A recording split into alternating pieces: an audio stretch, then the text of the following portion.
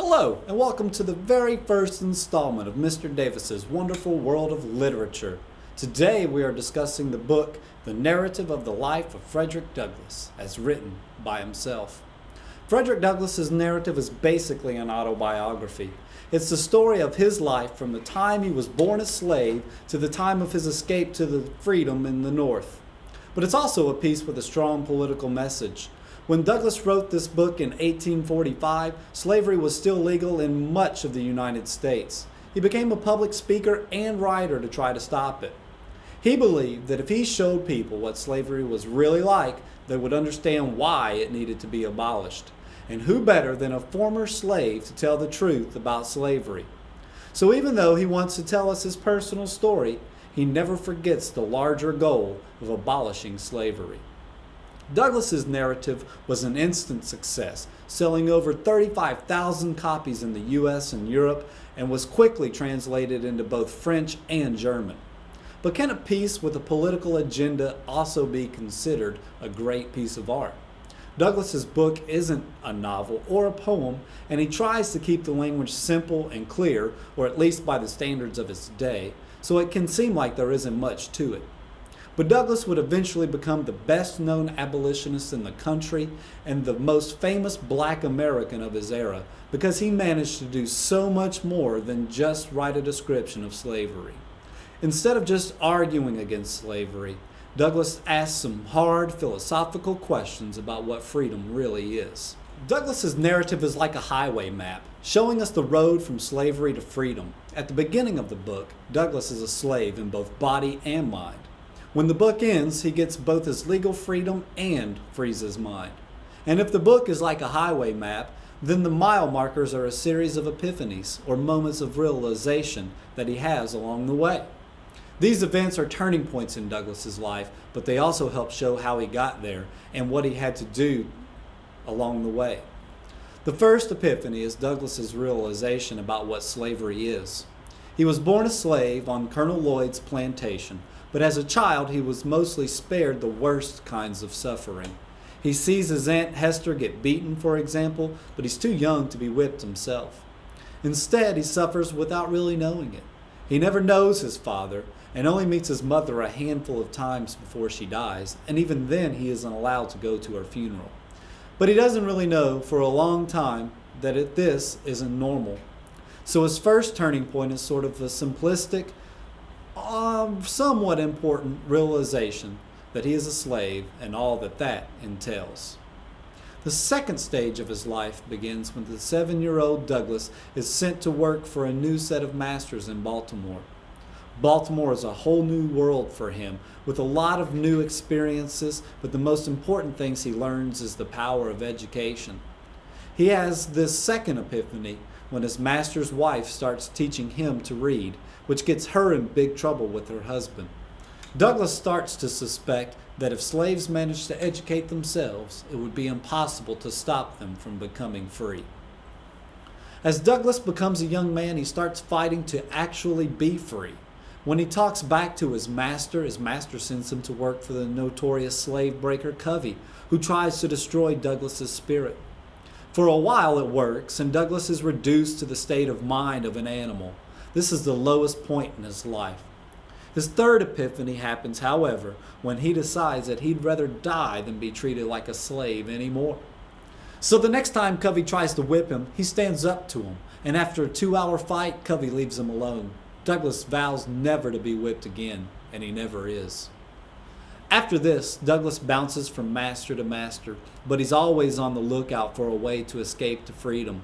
And after one failed attempt, he finally succeeds and makes his way first to New York, then to Massachusetts. But even after he's free, he discovers that this journey isn't over. This is his final epiphany. Even after he acquires his own freedom, he realizes he can't rest until all slavery is abolished.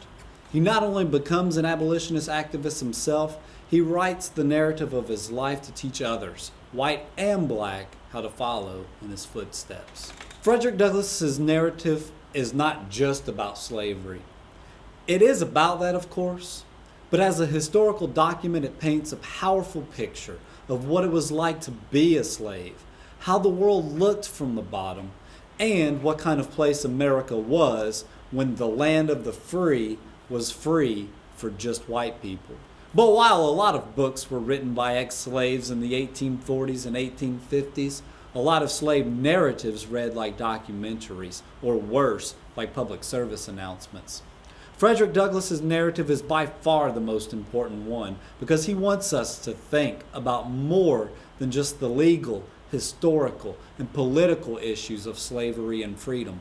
He wants us to think about it as a philosophical question. What does it take for the human spirit to be free? Douglass wants to show us that he made himself free. Freedom isn't something that's given to us, it's something we each have to find for ourselves. And although Douglass had it a lot harder than any of us ever will, we each have something to learn from his perseverance and courage in search of his own freedom and his refusal to rest before finding it. One of the hardest lessons Douglass has to learn is that this battle never really stops. As long as anyone is a slave, Douglass knows he himself is not fully free. This is something that we can think about with regard to justice anywhere and anytime. Can any of us truly be free if the least of us is oppressed? Technically, Frederick Douglass's book is an autobiography. And after all, it's a story of his life from the time of his birth to the time of his writing the book in 1845. But it also has a lot of important omissions. For example, there's Douglass's announcement that he's gotten married, which comes totally out of the blue. Where, when, and how did he meet this woman?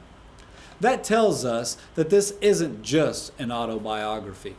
Douglass has a particular political purpose in writing about his life. That purpose is ending slavery, and Douglass leaves out anything that doesn't help him do that. Little things like getting married, for example, don't have much to do with slavery, so he barely mentions it. Since Douglass has a political agenda, this piece can be considered propaganda, though not in the negative sense that we often think. At the same time, though, Douglass's book was successful because it wasn't just a piece of propaganda.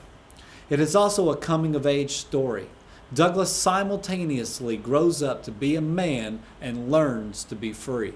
His journey into adulthood parallels his struggle to find the strength and will to achieve his freedom.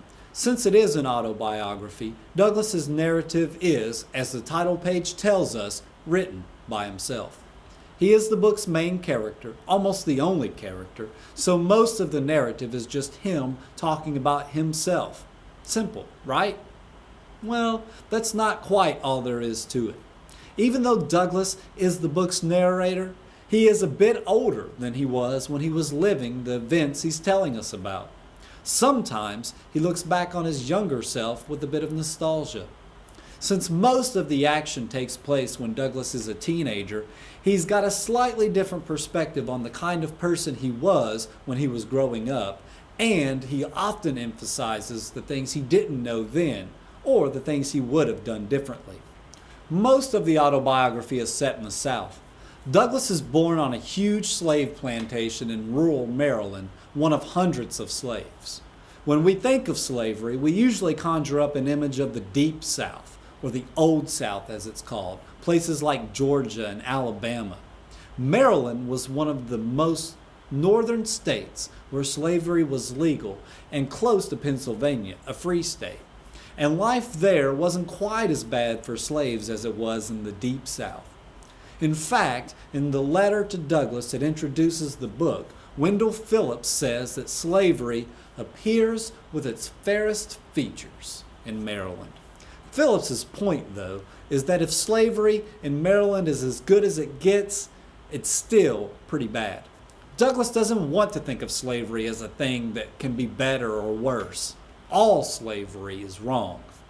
Douglass spends much of his young adult life in Baltimore, and his situation is better there than on the plantation. He is legally enslaved, but in many ways he can almost live as though he were free. And when he eventually escapes to New York, his situation is better still. But even in the North, he isn't really free, since he always runs the risk of being kidnapped and brought back down south.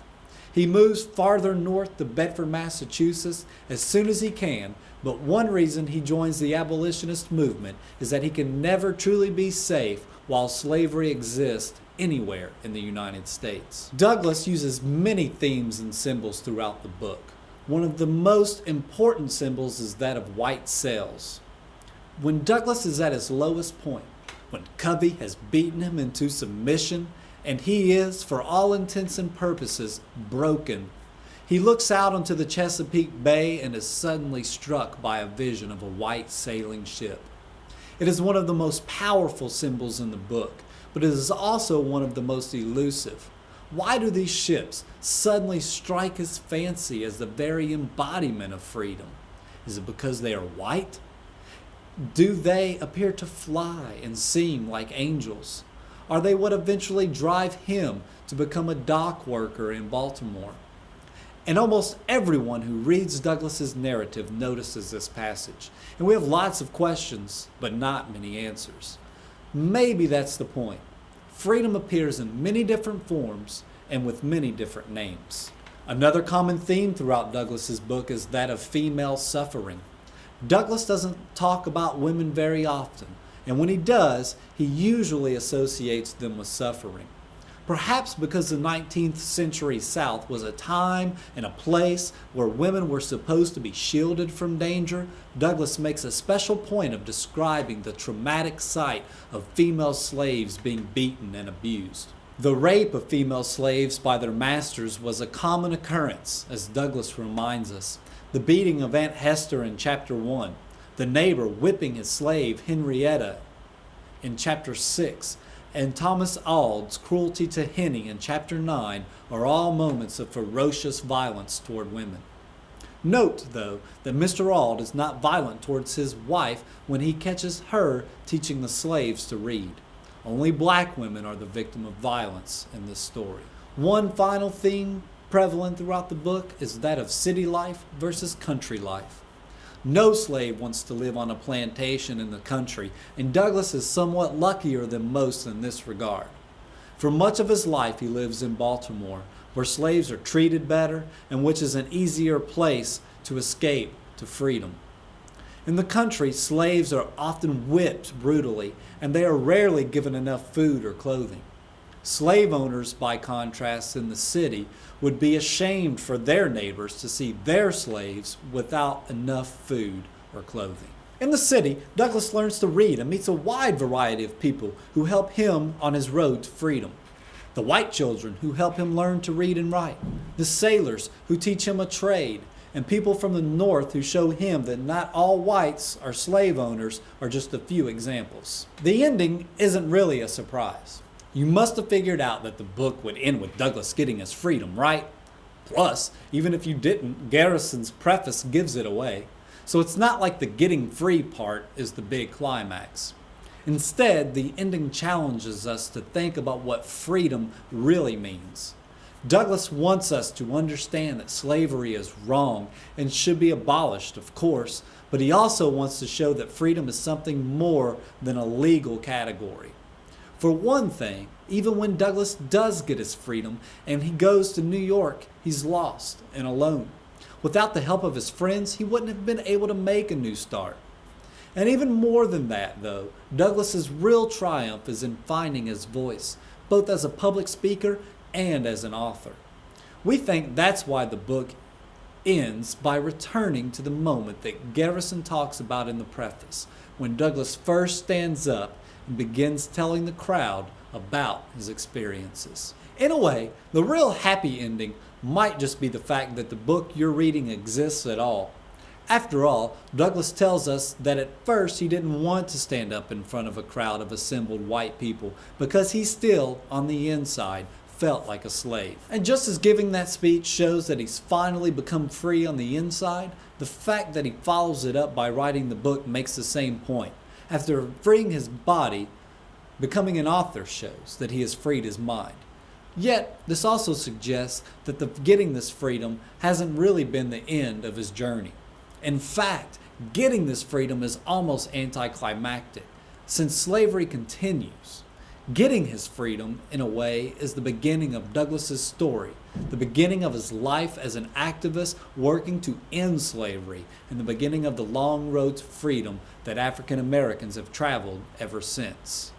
Thanks for watching this analysis of the narrative of the life of Frederick Douglass. Please be sure to stay tuned for future episodes of Mr. Davis's wonderful world of literature. Be sure to address any questions or concerns. Don't forget to take the quiz at the end of the video. And as always, happy learning to all. Good, great, grand? What is it that Douglass finds difficult to leave behind when he escapes to the North? Douglass makes a big deal of the fact that his narrative is blank. What does Sandy Jenkins offer to Douglass, which stands as a symbol of a traditional African approach to religion and belief? Where does Douglass live the majority of his life? With what idea does Douglass associate women? What symbol shows that freedom can appear in many forms? What happened to Frederick as a young boy on Colonel Lloyd's plantation? Why doesn't Frederick attend his mother's funeral? What is Douglass's ultimate goal in writing this narrative?